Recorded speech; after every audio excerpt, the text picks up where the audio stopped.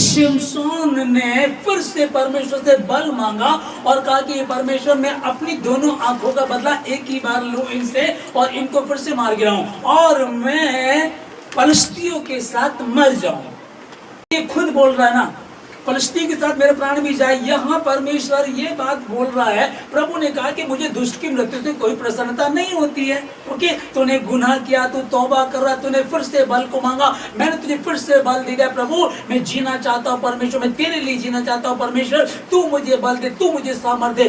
बल परमेश्वर ने दिया, लेकिन साथ में क्या बोला, फलिश्तियों के साथ मेरा प्राण भी जाए। इसने खुद मौत मांगी। ओके, अभी जो शाऊल था वो अपने भाले पर गिर करके खुद मर गया, उसने आत्महत्या कर ली, है ना। और जो यहूदा इस्करियोती था उसने भी क्या किया, आत्महत्या कर ली, ठीक है ना। यदि जिंदा रहता तो यहूदा इस्करियोती के विषय में भी हम पढ़ते, कुछ भेद की बातें पढ़ते, परमेश्वर उसको इस्तेमाल करता, आशीष देता, बरकत देता, वो भी वो काम करता जो पतरस और थोमा कर रहे थे। आमीन, हालेलुया, ठीक है ना। अब कई बार क्या होता है कि फैमिली प्रॉब्लम जो होती है, घर में प्रॉब्लम चल रही है या फिर कुछ और दिक्कतें चल रही है, लोग क्या करते हैं, सीधे जाते जा करके सुसाइड कर लेते हैं और नहीं सोचते कि हमारे पीछे वालों का क्या होगा, हमारे साथ वालों का क्या होगा, मेरी पत्नी का क्या होगा, मेरे पति का क्या होगा, हमारे बच्चों का क्या होगा। कई लोग ऐसी गलती करते हैं। और यदि आप एक आंकड़ा देखेंगे, WHO के नवीनतम आंकड़ों के अनुसार दुनिया भर में हर साल 7 लाख लोग आत्महत्या करते हैं। और प्रतिदिन 1900 का आंकड़ा, हर रोज पूरी दुनिया भर में 1900 से भी ज्यादा लोग आत्महत्या करते हैं। और ये 40 सेकंड में एक व्यक्ति आत्महत्या कर रहा है। हाल ही का जो ये आंकड़ा, 40 सेकंड में एक इंसान आत्महत्या कर रहा है। आप बताइए, शैतान चोरी करने, नाश करने और घात करने आया है, और यीशु ने कहा कि मैं इसलिए आया कि वे जीवन पाए और बहुतायत का जीवन पाए। आमीन। इसीलिए कहा कि तुम जाओ, सब जाति के लोगों को सुसमाचार प्रचार करो, शुभ समाचार प्रचार करो। लोग दुखी हैं, परेशान हैं, बहुत दिक्कतों में हैं, और जब उनको कुछ समझ में नहीं आता ना, इसलिए उनको एक ही समझ में आता है, बस जिससे मैंने शादी की थी वो किसी काम का नहीं निकला, जिससे मैंने शादी की थी वो सही नहीं निकली, और जाते और जाकर के सुसाइड कर लेते हैं। जो NCRB का आंकड़ा है, भारत में प्रतिदिन 469 हर दिन, और 3 मिनट में एक व्यक्ति भारत में जो है वो जाकर के सुसाइड कर लेता है। आत्महत्या के आंकड़े ये, दूसरे वाले नहीं है। ये एक्सीडेंट से कितने मरेंगे, वैसे तो बहुत होगा। हर 3 मिनट में एक व्यक्ति आत्महत्या कर रहा है। और इसके कारण क्या पता, भारत में जो आत्महत्या के प्रमुख कारण है वो क्या है, पारिवारिक विवाद। परिवार में मेरे पापा ऐसे हैं, मेरी मम्मी ऐसी है, मेरे बच्चे ऐसे हैं, वो मेरी बात नहीं मानती, वो मेरी बात नहीं मानता। ये जो पारिवारिक जोड़े जो मेन है, जो सबसे पहले एक ही है। और जो दूसरा इसी में आता है विवाहिक समस्याएं, शादी में जो प्रॉब्लम्स आती है ना, सबसे ज्यादा इसमें होता है। और दूसरा है डिप्रेशन, तीसरा है आर्थिक तंगी, और चौथा है बेरोजगारी। ये कुछ बातें हैं जो बेरोजगारी, आर्थिक तंगी, डिप्रेशन, पारिवारिक समस्याएं, विवाहिक समस्याएं, ये लोग बहुत जल्दी क्या कर लेते, परेशान होते और जाकर के आत्महत्या कर लेते। इसीलिए परमेश्वर बार बार लिख रहा है, मुझे दुष्ट की मृत्यु से कोई प्रसन्नता नहीं होती है। तुम जाओ, जाकर के इसका अर्थ सीख लो, मैं बलिदानी परंतु दया चाहता हूँ। यहूदा इस्करियोती परमेश्वर के साथ रहने के बावजूद भी उसने जाकर के सुसाइड कर लिया, जाकर अपने आप को फांसी लगा ली। अरे तूने तौबा तो कर ली थी, तुझे पश्चाताप तो हुआ था, तुझे अंगीकार तो कर लिया। हाँ, मैंने तो धर्मी का सौदा किया, मैंने धर्मी को पापियों के हाथों में पकड़वा दिया। इसने मान लिया था, ठहरा रहता, रुक जाता, काम पर चला जाता, कुछ दिन उपवास रखता, कुछ ना करता, बंद कमरे में जाकर के बैठ जाता, और प्रभु बंद कमरे में वैसे 11 चेलों को बंद कमरे में, जो वो एक घर में थे और दरवाजा बंद किया हुआ था, यीशु मसीह उनके पास गया, जाकर के उनसे बातें की। वैसे ही प्रभु उसके पास भी जाता, लेकिन जो मर गया उसके लिए कोई आशा बाकी नहीं होती है। हालेलुया। उसके लिए कोई आशा बाकी नहीं, पर जो जिंदा कुछ भी क्यों ना हो जाए, आप कभी भी ऐसा ना सोचे कि मैं मर जाऊं। क्यों मर जाए? ये जीवन अनमोल है, एक बार मिला। कोई कहता है कि 84 लाख दुनिया है, कोई कहता है कि 7 जन्म है, होता होगा, पर बाइबल के अनुसार एक ही जन्म मिला, दोबारा कोई जन्म नहीं है। और यहाँ अच्छे कर्म करेंगे तो नई दुनिया में प्रवेश करेंगे, और यदि यही हम अपने आप को मार देंगे, आप समझ देगा प्रभु ने क्या कहा, तुम्हारा शरीर तुम्हारा परंतु परमेश्वर का मंदिर है।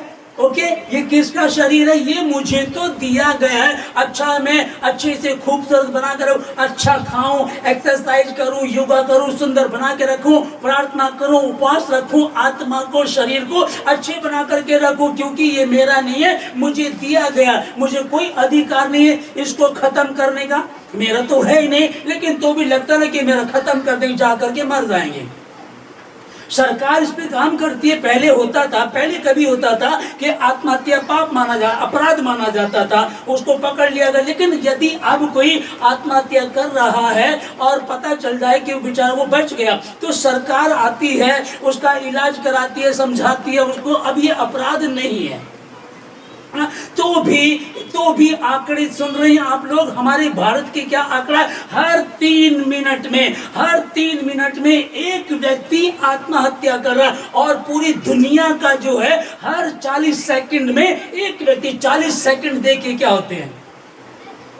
हालेलुया। एक प्रेयर कर, हे पिता हमारे, तू जो स्वर्ग में, तेरा नाम पवित्र माना जाए, तेरा राज्य आए, तेरी इच्छा जैसे स्वर्ग में पूरी थी वैसे ही इस पृथ्वी पर भी पूरी हो। हमारा प्रतिदिन का आहार आज हमें दे, और हमारे अपराध हमें क्षमा कर, जिस प्रकार हमने अपने अपराधियों को क्षमा किया है। और हमें परीक्षा में पढ़ने ना दे, बुराई से बचा, क्योंकि राज्य और पराक्रम हमेशा तेरा ही है। आमीन। हालेलुया।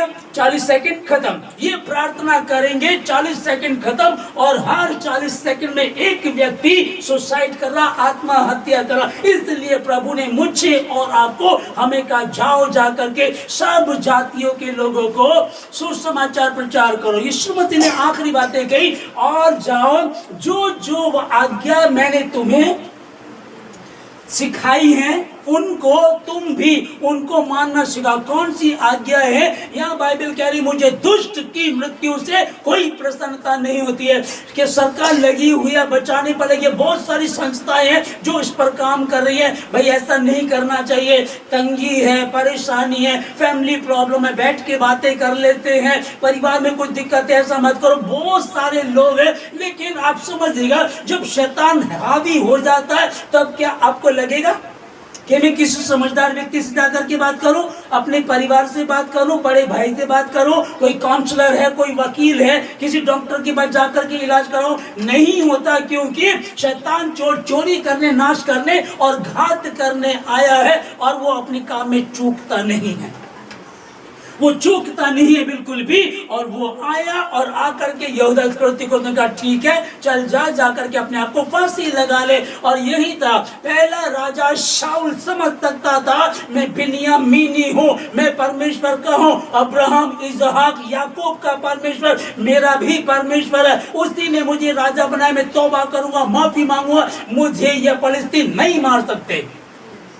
जब परमेश्वर ने मुझे राजा बना, जितनी लड़ाई में लड़ता था मैं जीत करके आता था, मैं लड़ाई करता था मैं जीत करके आता था, किसी के बाप की औकात नहीं मुझे हरा सके। अगर मैं हारा हूं तो अपनी नासमझी के कारण। वो तौबा करता, माफी मांगता और अपनी जीभ से एक अंगीकार करता, मैं परमेश्वर का हूं, मैं जीऊंगा वरन मैं नहीं मरूंगा, मैं जीऊंगा मैं नहीं मरूंगा, और कोई मुझे मार नहीं सकता, क्योंकि मुझे जीवन देने वाला मेरा परमेश्वर यहोवा है। किसकी औकात है मुझे टच कर सके? मेरा शरीर मेरा नहीं, परंतु परमेश्वर का मंदिर है, परमेश्वर का आत्मा इसमें वास करता है। यीशु मसीह ने कहा, द्वार खोलोगे तो मैं भीतर आऊंगा, और वो भीतर आया, मैंने द्वार खोला है, वो भीतर आकर के वास करता है।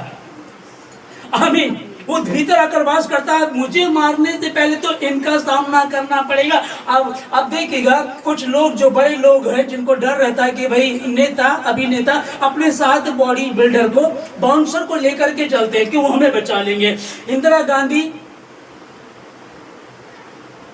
भारत देश की प्रधानमंत्री थी, क्या वो बच पाई?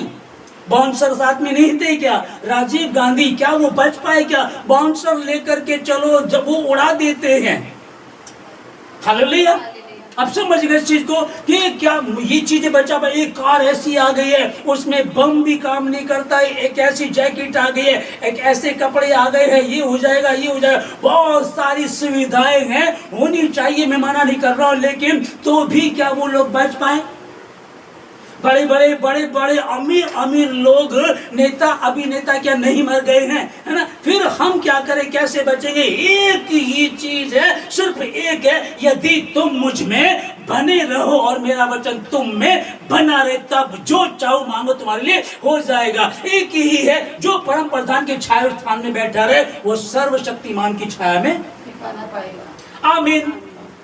न दिन को धूप से, न रात को चांदनी से तुझे कुछ हानि होगी। वो अपने स्वर्गदूतों को तेरे निमित्त आज्ञा देगा। कहीं तेरे पाँव में लिखा कि पाँव में ठेस लिखा है। ये नहीं लिखा कि कोई आकर के तुझे छुरा ना घोंप दे, तुझे बंदूक से ना मार दे। बड़ी भैया ऐसे हथियार बन गए हैं कि वो कहीं भी मार देंगे आपको। हम न्यूज में पढ़ रहे, AI ऐसे आ गया है, ड्रोन ऐसे आ गया, ड्रोन में कोई भी चीज जाएगी, बम लेकर जाएगी, वहां जाकर के फट जाएगा।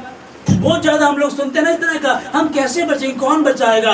तेरे पाँव में पत्थर से ठेस ना लगे, इसलिए वो अपने स्वर्गदूतों को तेरे निमित्त आज्ञा देगा। बाहर स्वर्गदूत, अंदर पवित्र आत्मा। और यीशु मसीह ने हमारे शरीर को क्या कहा? पवित्र मंदिर। तुम मेरी खेती हो, तुम मेरे हो, मैं तुम्हारे भीतर रह करके वास करूंगा। ओ भैया, इससे ज्यादा सेफ हो सकते हैं कहीं?